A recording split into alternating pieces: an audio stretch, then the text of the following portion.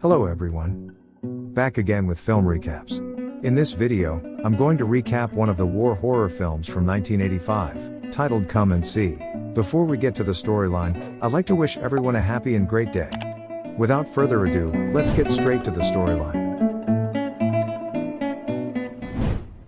The movie opens during the Second World War in Belarus, an elderly man trying to warn the kids about digging up guns on what used to be a battlefield, because it could arouse the suspicions of the occupying Germans.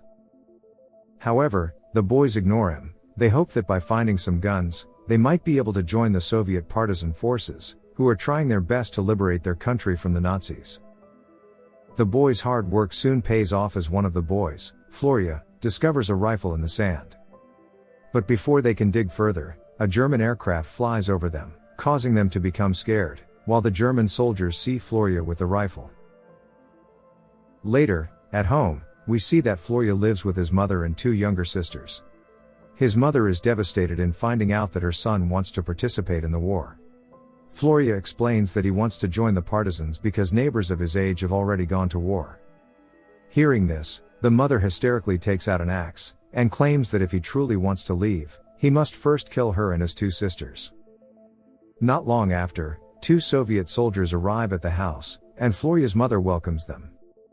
But when she finds out that they have come to take her son, she becomes scared. Floria, on the other hand, is pretty excited by their arrival. He happily shows them the rifle he found earlier. After a brief chit-chat, the soldiers drag Floria outside the house. His mother pleads with them to spare her son, but to no avail. The soldiers are actually dressed as Nazis, and they pretend to beat Floria in front of the villagers, as they don't want to arouse suspicion among the real Nazis. Floria is shoved onto a cart, and before heading off, he gives one last look at his devastated mother and sisters.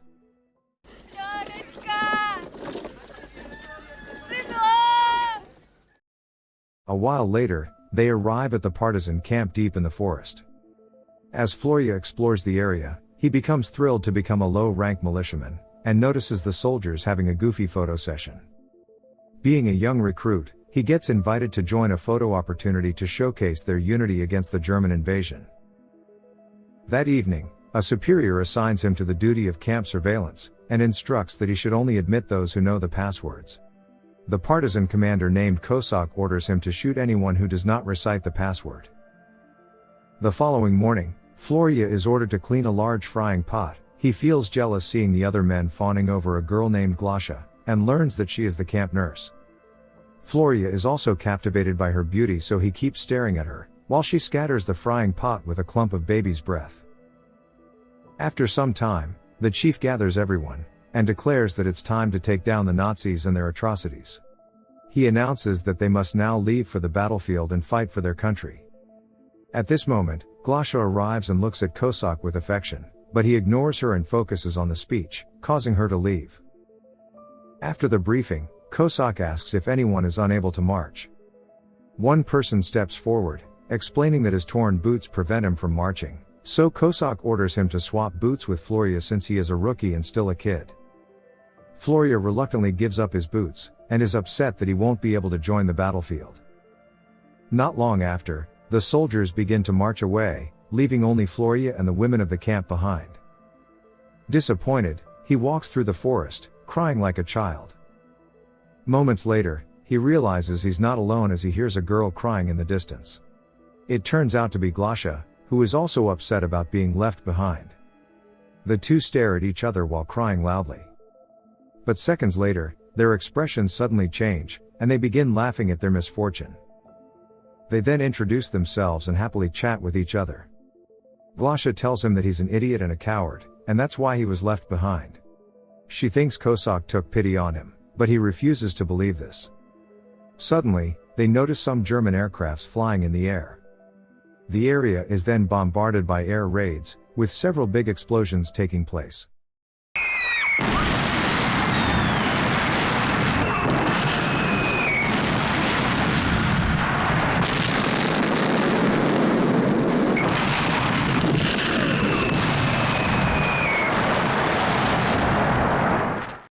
Due to this incident, Floria's ear begins bleeding, and he becomes partially deaf. A German paratrooper arrives to attack them, but he gets stuck in a tree. Taking advantage of the opportunity, the teenagers quickly run deep into the forest. They hide in a secure location, while the German soldiers keep firing all over the place. Turns out the Nazis are eradicating all the resistance forces in the area. Later, Floria constructs a makeshift shelter with big leaves, and they decide to spend the night there. Both of them are shivering from the cold, and Floria tells her that they will go to his home tomorrow, where he'll introduce her to his mother and two sisters. The next morning, as it begins to rain, the duo becomes excited and starts dancing wildly. Afterward, they head towards Floria's village, and we see that his feet are badly injured. When they finally arrive at the village, they find it strangely quiet. Floria then rushes to his house to meet his mother and sisters, but they are nowhere to be found. Meanwhile, Glosha notices that the house is filled with flies all over the place. She quickly realizes that everyone is dead here, but Floria insists that his family might have gone out and will be back soon. After a while, Floria notices the scattered toys of his sisters on the floor. This makes him suspect that his family has gone to hide on a small island surrounded by bogs. As they run to find this place, Glosha looks over her shoulder and sees a horrific sight. Several dozen bodies are piled up against a barn. She screams in terror, but Floria doesn't hear and continues moving forward. While running away, they encounter muddy bog land, and without hesitation, they hurriedly wade through the mud swamp to reach the other side. After crossing over, Glosha reveals that Floria's family is already dead, and their bodies are piled up in the barn, but the boy doesn't want to listen. He gets so angry that he attacks Glosha. He throws her into the mud swamp, but he realizes his mistake and jumps in to help her. Just then, a partisan soldier named Roubaix shows up, and immediately helps Glosha in getting out of the mud and calms her down. Here she claims that Floria is a crazy guy. She explains that his family is gone, but he refuses to believe this. Hearing this, Roubaix sympathizes with both the teenagers, and takes them to a large group of other villagers who have fled from the Nazis. Among the villagers, Floria notices the elderly man from the opening scene, who is fully burnt and on the verge of death. He tells Floria that he witnessed the execution of his mother and sisters. He explains how the Nazis burnt him, and even when he pleaded for death, they simply laughed and continued to torture him. The man tells Floria that he had warned him not to dig for weapons, and now because of his actions, they all are suffering. Hearing this, Floria feels intense guilt and has a mental breakdown. He tries to end his life by burying his face in the mud, but Glosha and the villagers stop him and calm him down. Afterwards, the villagers create a scarecrow of Hitler, and proceed to spit on it and curse it for the suffering he has caused them.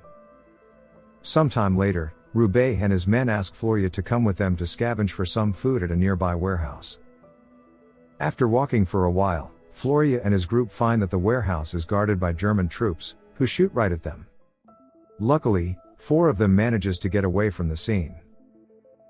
The following day, they see a passing tank on a dirt road, and get the idea to post the scarecrow of Hitler in the middle of the crossing for the German vehicles to see. Later on, they gradually make their way towards a place to find food for their people. Roubaix and Floria immediately flee the area, followed by the other 2 members. Unfortunately, the latter 2 step on a mine, resulting in their immediate demise. Seeing the deaths of their companions, Roubaix and Floria are horrified, but they have no choice but to continue their journey. On the way, they suddenly hear the sound of a bomb falling towards them from plane.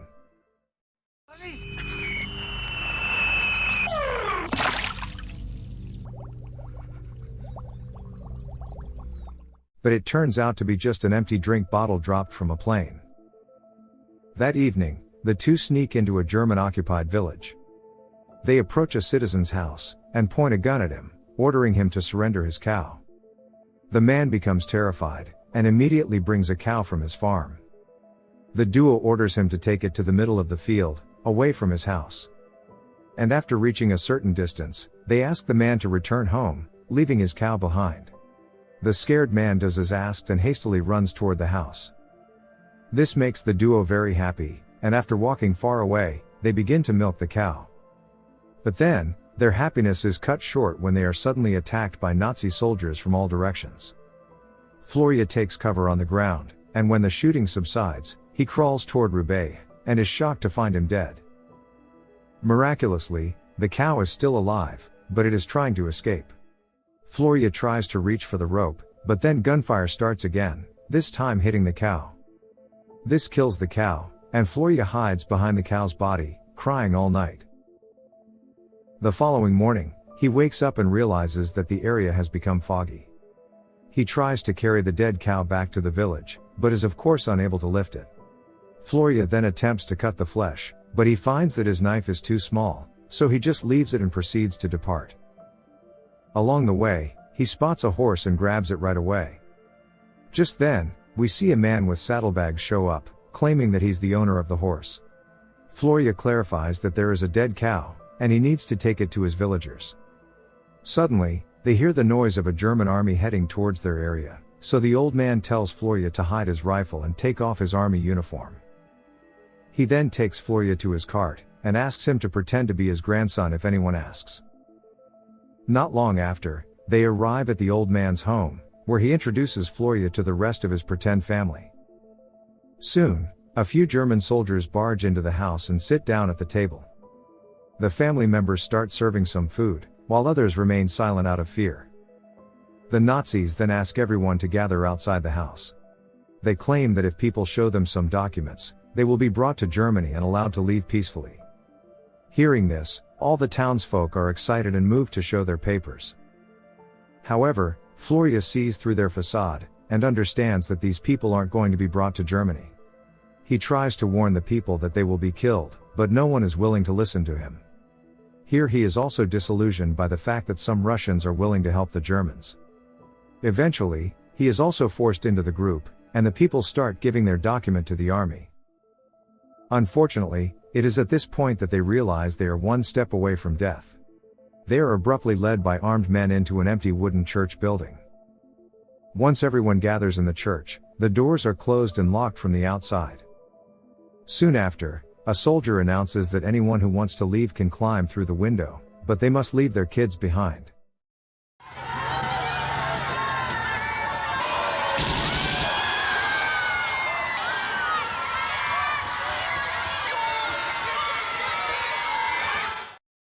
Most people refuse to leave without their children, and decide they would rather die.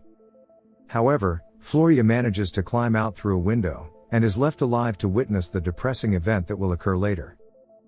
Soon after, he notices a woman also climbing out of the window with her toddler, but sadly, the soldiers throw her child back inside. They drag the woman by her hair, while she screams for her baby, but the Nazis just make fun of her and laugh. They also find a Jew in the village, whom they throw inside the wooden building. The sad tragedy worsens when they begin throwing grenades into the church. They proceed with the Molotov cocktails, setting the church on fire. As the people scream inside, the German soldiers cheer and celebrate their victory.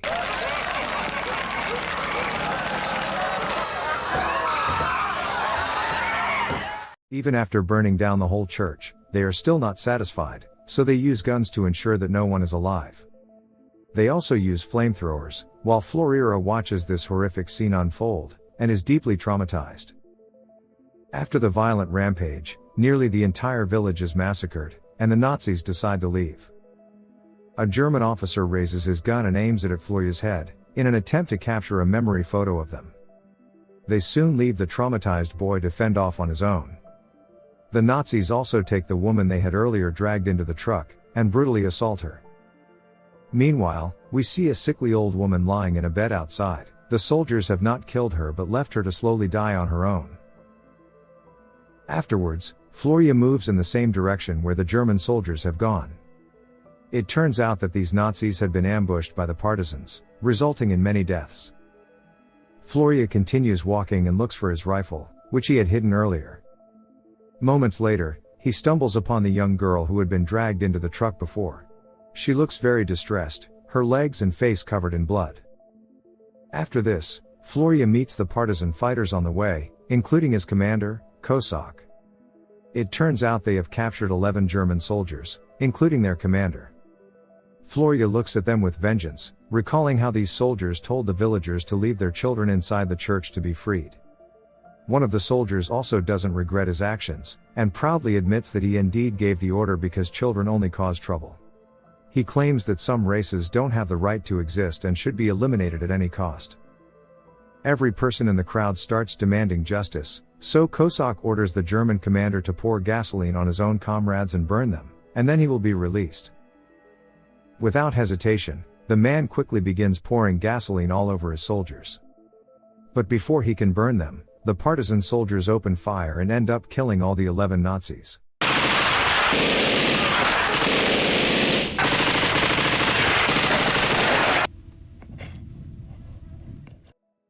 In the aftermath, Florian walks away from the scene, and he comes across a picture of Adolf Hitler in the mud. This makes him very angry, so he starts shooting at it repeatedly. As he does so, his thoughts turn to Adolf Hitler's life, which flashes before him. He wishes to end his nightmare by shooting at his picture. Before the film ends, we see a note revealing that 628 Belarusian villages, and all their people were burned to the ground during the German occupation in World War II. Okay guys, that's all the recap of Come and See 1985. Thanks for watching.